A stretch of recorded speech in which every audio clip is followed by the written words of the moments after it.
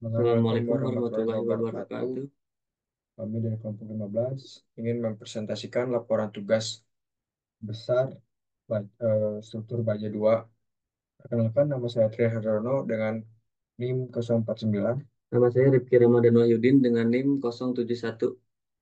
dan dosen pengampu Insinyur Sumargo MSc PhD.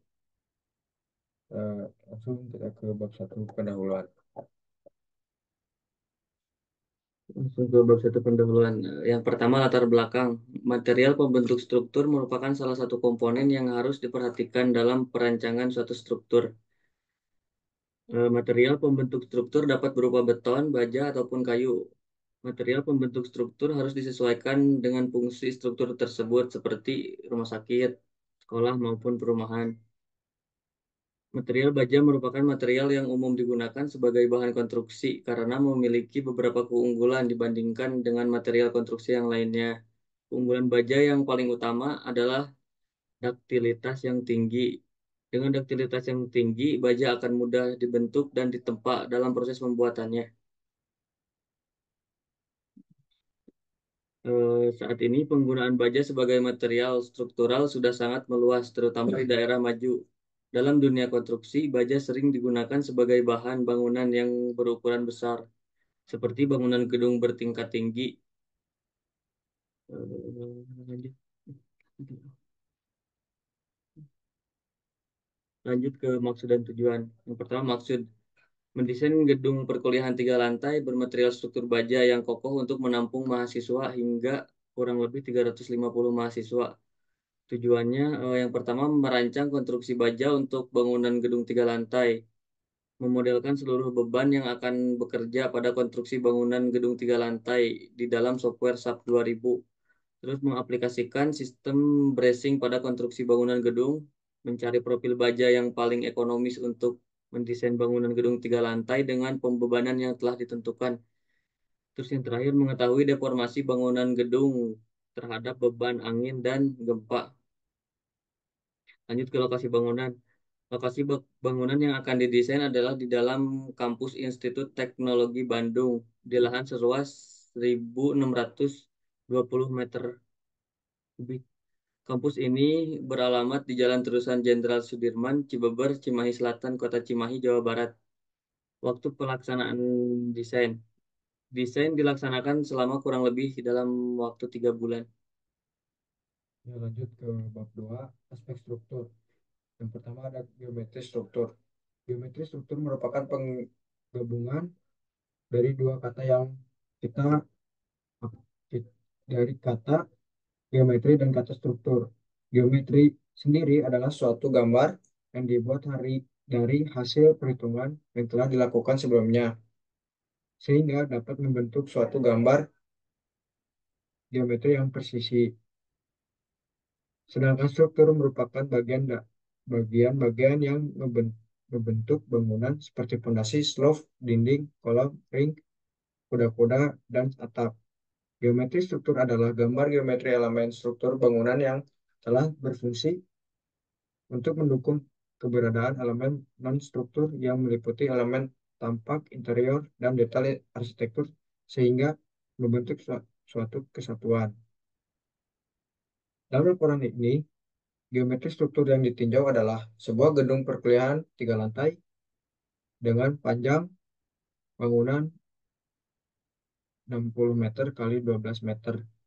Dalam desain penulisan menggunakan software SAP 2000 untuk mempermudah analisis struktur terhadap beban beban yang bekerja.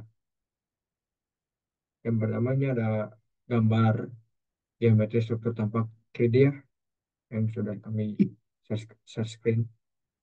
Yang kedua ada gambar geometri struktur tampak XZ. Yang ketiga ada geometri struktur tampak XY. Yang keempat ada geometri struktur tampak YZ. Yang kedua, properti material.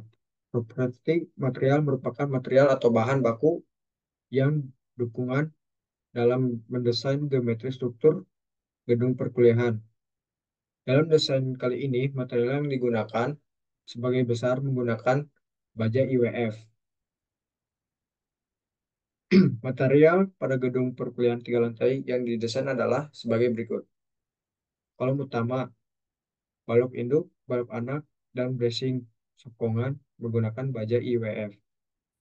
4 lantai menggunakan metal deck dan beton institut dengan ketebalan cor beton 12 cm. Yang ketiga, atap menggunakan plat beton datar setebal 10 cm. 4. Roof menggunakan material beton. Kelima, pondasi menggunakan bar pile. 6. Pada atas pile diberikan kolom pendek pedestal sebagai setinggi 500 mm dan diberikan plat landas dengan akur yang tertanam pada pedestal. Lanjut, properti penampang. Properti material yang digunakan sebagai berikut. Yang pertama ada mutu baja BJ37, FE-nya 420 MPa, FU-nya 370 MPa, E-nya 200.000 MPa. Mutu beton K300,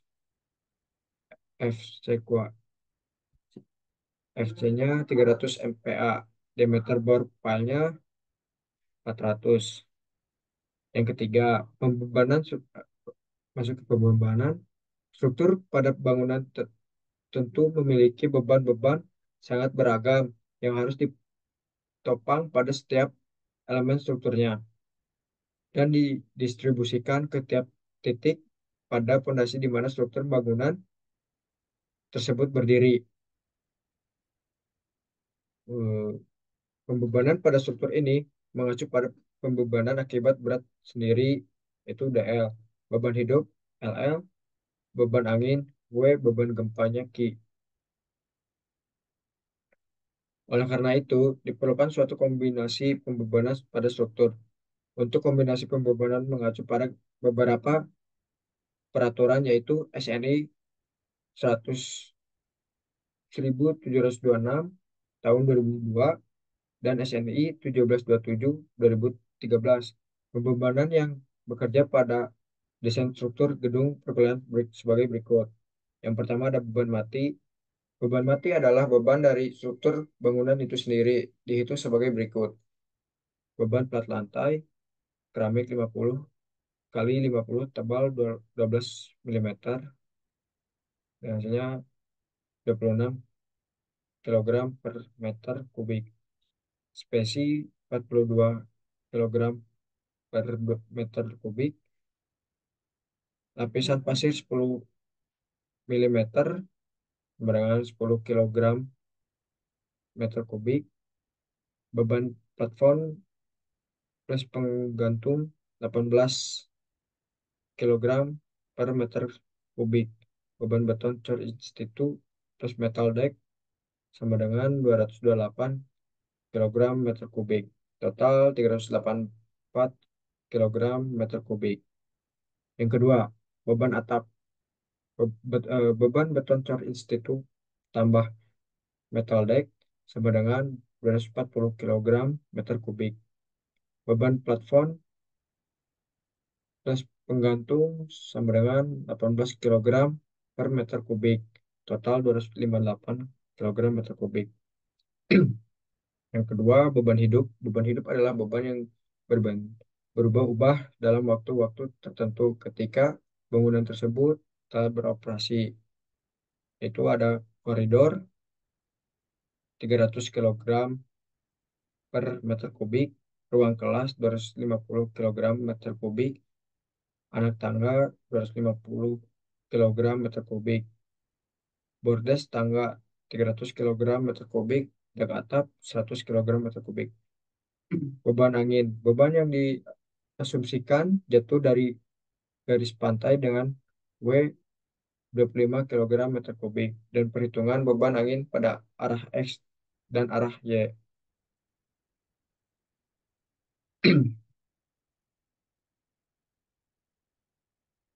Perhitungan beban angin arah Y, luas area gedung Y kurang Z sama dengan 720 meter kubik.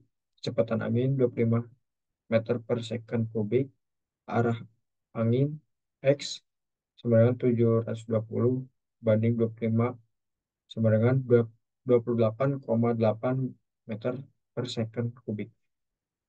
B. Perhitungan beban angin arah X. Luas area gedung X sampai Z sama dengan 324 meter kubik. Kecepatan angin 25 meter second per kubik.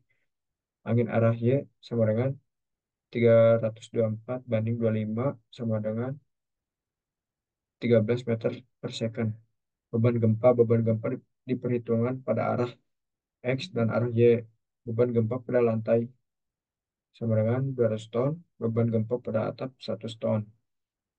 Beban gempa pada lantai 1 dan 3. Beban gempa 200 ton sama dengan 200.000 kilogram. Titik tengah yang ditinjau sama dengan 6 titik. Besar beban gempa sama dengan 200.000 bagi 6 sama dengan 33.333,3 kilogram. Beban gempa pada atap. Beban gempa 100 ton sama dengan 100.000 kilogram. Titik tengah yang ditinjau sama dengan 6 titik. Besar beban gempa 100.000 kilogram dibagi 6 sama dengan 16.666,6 kilogram. Lanjut, kombinasi pembebanan. Setelah diketahui beban beban yang bekerja pada struktur bangunan, maka dalam perencanaan diperlukan kombinasi pembebanan, mengingat ketika struktur telah jadi dan dioperasikan, beban-beban dapat bekerja secara bersamaan tanpa pengaruh terhadap kekuatan elemen struktur tersebut. Kombinasi pembebanan mengacu pada SNI 1726/2012 bagi berikut. Itu sudah saya share screenkan ya, di mana DL itu dead load beban mati, LL itu live load beban hidup, W itu wind load, X dan N Y sama beban angin arah X dan arah Y. E sama dengan itu earth, beban gempa. Lanjut, analisa struktur data dan output pembebanan.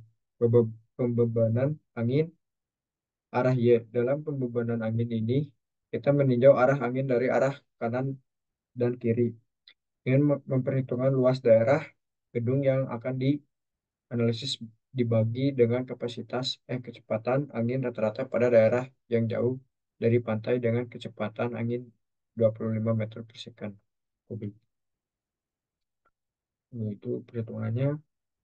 Ini ada gambar pembebanan angin arah Y. Lanjut ke B, pembebanan angin arah X. Pada pembebanan angin arah X ini, seperti pembebanan angin arah Y, cuma yang membedakan dari pembebanan arah X yaitu arah angin yang ditinjau berlawanan dengan arah struktur gedung yang sedang dianalisis. Ada perhitungannya lagi. Terus kita lanjut pada gaya dalam. Gaya dalam merupakan momen daya dan gaya geser yang terjadi ketika struktur pada batang ketika menerima beban kombinasi yang ada. Berikut ini gambar hasil software.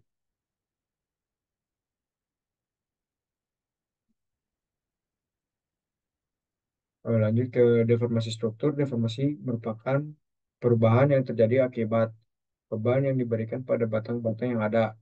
Gambar deformasi struktur akibat beban dapat dilihat pada gambar berikut.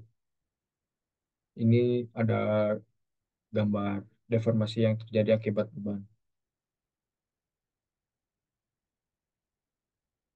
Rasio kapasitas. Dalam menentukan rasio, kapasitas telah ditentukan sesuai dengan perhitungan di subbab sebelumnya dengan profil profil IWF.